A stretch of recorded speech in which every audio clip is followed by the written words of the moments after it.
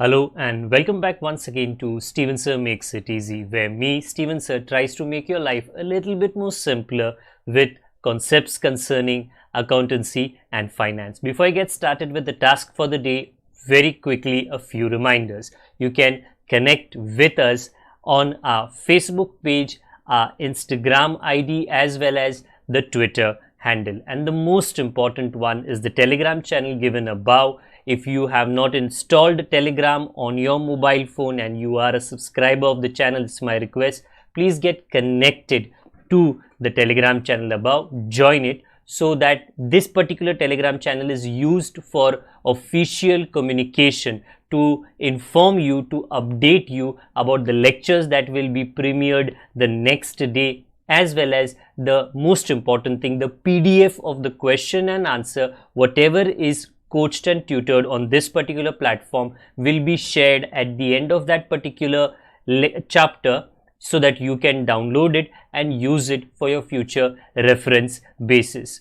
Also, if you do intend to purchase the textbook from which the necessary questions are explained during the various lectures, the purchase link is provided in the description of every lecture. And most importantly, if you have missed out the past tense, that is the last lecture, there is an I button given above. Please click it, watch that particular lecture, and then you can come here. Very importantly, at the end is, if you have not subscribed to our YouTube channel, please do make that a task for the day and subscribe to our channel, and together with that also press the bell icon so that Mr. YouTube notifies you about lectures which are uploaded on this particular platform. That's as far as the reminders are concerned. Let me get started with today's lecture. Hello and welcome back to Steven Sir Makes It Easy. आज मैं the economy of Maharashtra के chapter को थोड़े और आगे लेकर जाऊंगा। अगर आपने मुझे इस चैप्टर की टीचिंग के लिए फॉलो किया है तो महाराष्ट्र के बारे में कुछ मुद्दे, एग्रीकल्चरल सेक्टर, इंडस्ट्री सेक्टर और सर्विस सेक्टर के बारे में चर्चा आज तक हो चुकी है। सर्विस सेक्टर के अंदर इकोनॉमिक इंफ्रास्ट्रक्चर और सोशल इंफ्रास्ट्रक्चर क्या होता है, ये भी सारी चीज़ें हमने आज तक कवर अप कर ली है। आज हम उस ही सर्विस सेक्टर को थोड़ा आगे लेकर जाते हैं और उसके अंदर आने वाला अगला मुद्दा टूरिज्म, इसके ऊपर आज का पहला डिस्कशन हम स्टार्ट करते हैं। ये सारी चीज़ें शॉर्ट नोट्स के लिए आपको ज़रूर आ सकती है। पर्यटन, टूरिज्म जो होता है, ये ऑब्वियसली किसी भी जगह के लिए, किसी भी कंट्री के लिए, किसी भी स्टेट के लिए बहुत बहुत इम्पॉर्टेंट होता है। मैं आपको छोटा सा एक एग्जाम्पल, उदाहरण देना चाहता हूँ जिससे आपको टूरिज्म का जो महत्व है, इम्पोर्टेंस, सिग्निफिकेंस समझ आ सके। दुबई काफ़ी फेमस है। पिछले 20 सालों में, पिछले 20 सालों में दुबई का चेहरा पूरी तरीके से बदल गया है। दुबई एक अमीर देश है, बट पहले वो अमीर क्यों था? क्योंकि वहाँ पर तेल, जिससे पेट्रोल, डीजल, केरोसिन, ये सारी चीज़ों का उत्पादन होता था और क्रूड ऑयल की ज़रूरत, तेल की ज़रूरत पूरे विश्व में लगती थी। पर दुबई के राजा को ये समझा कि तेल जो है हमारी ज़मीन में कुछ ही समय तक है, क्योंकि वो एक नेचुरल रिसोर्स है और कभी ना कभी ख़त्म ज़रूर हो जाएगा। तो पिछले 20 सालों में उसने अपनी तरफ से पूरी कोशिश कर ली कि दुबई का जो शहर है वो तेल पर कम और एक टूरिस्ट अट्रैक्शन बन सके। इसके लिए आज दुबई का जो एयरपोर्ट है वो एक ऐसा एयरपोर्ट है, यदि आपको भारत से कोई यूरोपियन कंट्री में जाना है तो आपको पहले दुबई, वहाँ से कनेक्टिंग फ़्लाइट, तो मतलब वहाँ का जो एयरलाइन है वो लगभग पूरे विश्व में फ़्लाइट्स रखता है, क्योंकि वहाँ पर टूरिज़्म को एनकरेज किया जा रहा है और टूरिज़्म को बढ़ावा देने के लिए, लोगों को वहाँ पर पर्यटन के लिए लाने के लिए पूरी तरीके से जद्दोजहद चल रही है। दुबई एक्सपो जो हाल ही में चल रहा है, काफ़ी महीनों तक चलेगा, वो भी अट्रैक्ट कर रहा है टूरिस्ट को अलग अलग। कोविड के बावजूद काफ़ी लोग पर्यटन के लिए, टूरिज़्म के लिए दुबई जाते हैं। यहाँ पर मैं दुबई की चर्चा इसके लिए कर रहा हूँ क्योंकि अगर एक पूरा देश, एक एमिरेट, क्योंकि दुबई एक हिस्सा है गल्फ़ का, यूएई का, वो ध्यान दे सकता है अपने आप को टूरिज़्म बेस्ड करने के लिए, उसी तरह हमारे जो स्टेट है, हमारा जो देश है,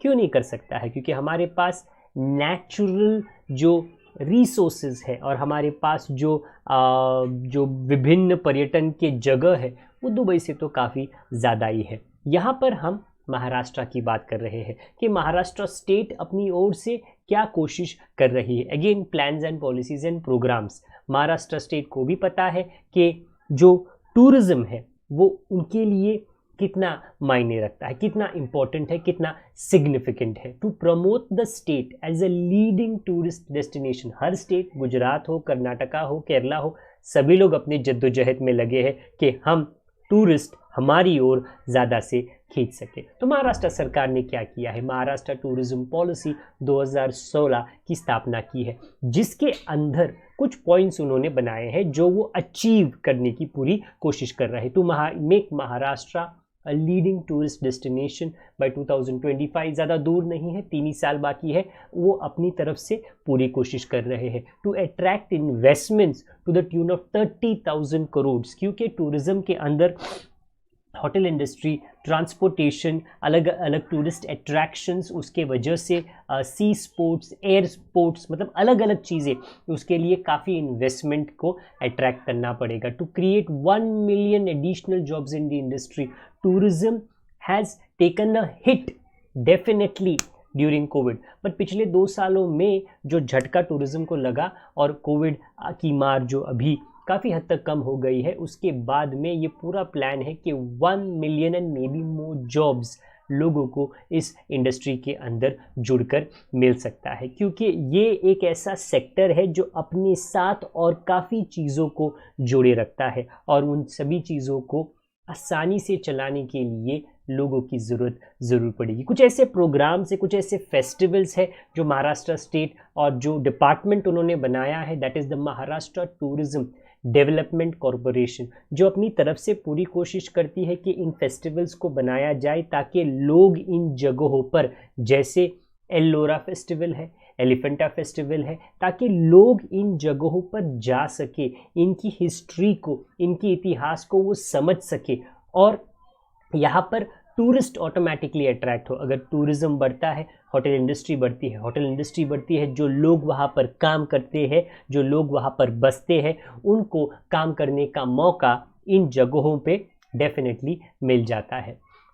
इसके अलावा महाभ्रमण ये भी एक प्रोग्राम है to bring different experimental projects such as agro tourism. Agro tourism एक ऐसा विषय है जो, अगर मैं गलती नहीं कर रहा हूँ, तो महाराष्ट्र के स्टेट में किसी भले आदमी ने शुरू किया है, जहाँ पर शहर के जो लोग हैं वो किसी हिल स्टेशन में घूमने के लिए नहीं जाते हैं, बट ऐसे गांव में जाते हैं और ऐसे किसान के घर में रहते हैं जहां पर किसान की जीवन कैसे होती है, वो अपना रहन सहन कैसे करता है, वो लोग, शहर के लोग देख सकते हैं, ये टूरिस्ट लोग देख सकते हैं, समझ सकते हैं, बातचीत उनके साथ में सीधे सीधे कर सकते हैं, खेतीबाड़ी कैसे होती है, उसके लिए प्रोसीजर क्या होता है, ये सारी चीज़ें एक अच्छे तरीके से इन शहर के लोगों को, इन टूरिस्ट लोगों को एग्रो टूरिज़्म के माध्यम से समझाया जा सकता है, जिसके वजह से टूरिस्ट अट्रैक्शन इन जगहों पर भी होता है और जो किसान वर्ग के लोग हैं उन्हें कमाने का मौका अपने खेती बाड़ी के अलावा एक अलग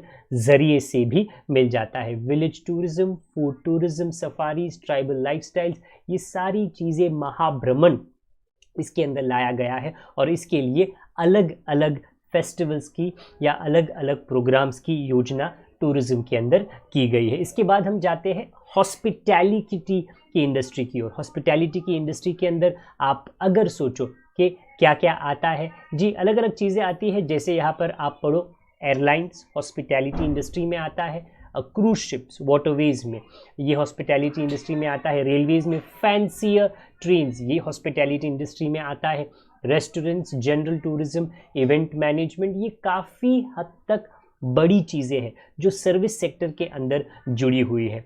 ये भी एक ऐसा सेक्टर है जो काफ़ी फल फूल रहा है, क्योंकि ये टूरिज़्म के साथ में जुड़ा हुआ है, तो हॉस्पिटैलिटी की ज़रूरत तो ज़रूर पड़ेगी, क्योंकि लोगों को अगर आना है तो वाटरवेज, रेलवेज, एयरवेज का इस्तेमाल करना पड़ेगा। अगर उनको कहाँ ना कहाँ पे रहना है, रेस्टोरेंट्स का, होटल्स का उनको इस्तेमाल करना पड़ेगा। अगर उनको शादी बनानी है, सगाई करनी है, तो इवेंट मैनेजमेंट की उनको ज़रूरत पड़ेगी। ये सारी चीज़ें हॉस्पिटैलिटी इंडस्ट्री के अंदर आता है, जो सर्विस सेक्टर का एक हिस्सा है। आखिरकार एंटरटेनमेंट इंडस्ट्री, और एंटरटेनमेंट इंडस्ट्री की अगर बात करें तो बॉलीवुड सिर्फ महाराष्ट्र में ही नहीं, सिर्फ मुंबई में ही नहीं, पूरे विश्व में प्रसिद्ध है। अगर मैं गलती नहीं कर रहा हूँ, इतने पिक्चरें तो मैं बॉलीवुड के नहीं देखता हूँ, पर बॉलीवुड पूरे विश्व में एक ऐसी इंडस्ट्री है जो सबसे ज़्यादा पिक्चरें एक साल में बनाती है। तो अगर आप सोच सकते हो वो पिक्चर हिट हो या फ्लॉप हो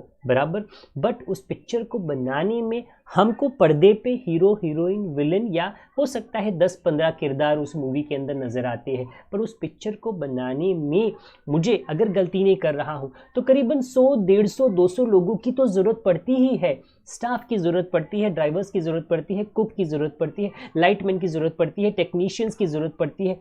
कितने लोगों को एम्प्लॉयमेंट का मौका ये बॉलीवुड इंडस्ट्री देता है, और कोविड के समय इसे भी बहुत जोर का झटका लगा है। इसके लिए जो पिक्चरें बनाई जाती है, सरकार या प्रोड्यूसर्स जो होते हैं आपसे हाथ जोड़कर विनती करते हैं कि उसे आप किसी भी ऐसे प्लेटफॉर्म पे ना देके, ऐसे वेबसाइट पे ना देके जहाँ पर वो फ्री का आपको देखने मिल जाए, क्योंकि काफ़ी लोगों ने अपनी मेहनत, अपना पैसा, अपना समय उस पिक्चर को बनाने में इन्वेस्ट किया है, and it would only be respectful to them अगर एक थिएटर में जाके वो पिक्चर देखी जाए, ताकि वो पैसा उनका जो है ज़ाया, उनके एफर्ट्स जो है ज़ाया ना जा सके। सो अगला सर्विस सेक्टर जो होता है टूरिज्म के अलावा, हॉस्पिटैलिटी के अलावा, वो है एंटरटेनमेंट इंडस्ट्री। इसके अंदर फिल्म इंडस्ट्री, इसके अंदर टीवी इंडस्ट्री, ओटीटी प्लेटफॉर्म जो लेटेस्ट है, ये सारा कुछ आता है। It is such an industry which provides entertainment and at the same time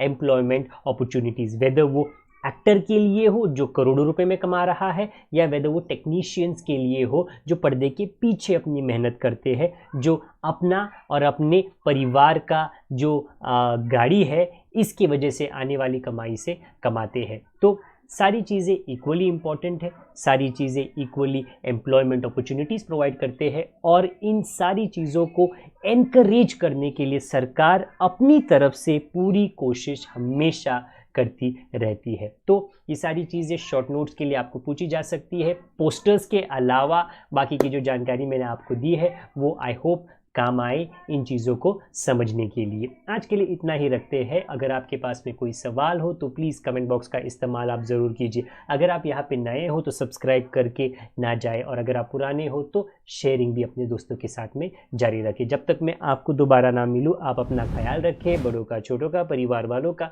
सभी का ख्याल रखें। Good day to all of you, God bless, bye for now.